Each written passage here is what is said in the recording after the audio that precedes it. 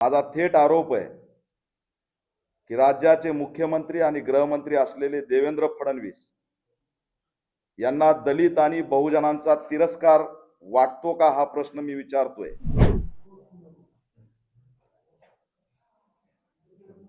परभणीची विटंबना प्रकरण आणि त्याच्यानंतरची दंगल आणि सोमनाथ सूर्यवंशीचं हत्याकांड यानंतर राज्यातील आणि देशातील अनेक नेत्यांनी भेटी दिल्या, परंतु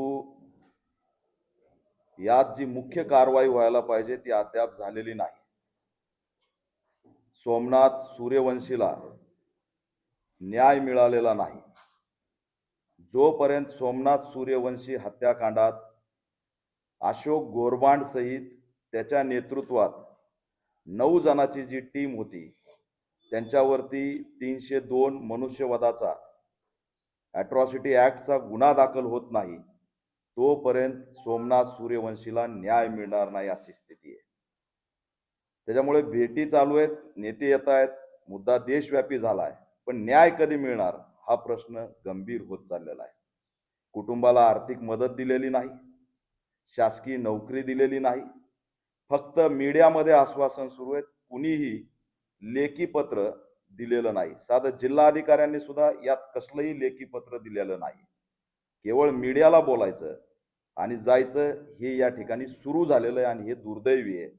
त्या सगळ्यांनी भेटी देऊन सांत्वन करतात, याचं आम्ही स्वागत करतो, पण इम्प्लिमेंट होत नाही हे संतापजनक आहे। मुळात माझा थेट आरोप आहे की राज्याचे मुख्यमंत्री आणि गृहमंत्री असलेले देवेंद्र फडणवीस यांना दलित आणि बहुजनांचा तिरस्कार वाटतो का, हा प्रश्न मी विचारतोय। गेल्या 10 वर्षात एकाही दलित अत्याचाराला देवेंद्र फडणवीस यांनी भेट दिलेली नाही। आज सोमनाथ सूर्यवंशी हत्याकांडात सुद्धा ते भेट द्यायला आलेले नाही आणि जे भेट द्यायला येतात त्यांना तुम्ही पर्यटन म्हणून त्या ठिकाणी टिप्पणी करतायत, परंतु संवेदनशील मुख्यमंत्री म्हणून त्या पीडित कुटुंबाला भेटायची तसदी सुद्धा मुख्यमंत्री घेत नाहीत। त्यामुळे त्यांना बहुजनांचा तिरस्कार आहे का, दलितांचा तिरस्कार आहे का? नुसतं सोमनाथ सूर्यवंशीच नाही तर संतोष देशमुख यांच्या पीडित परिवाराला सुद्धा ते भेटलेले नाहीत।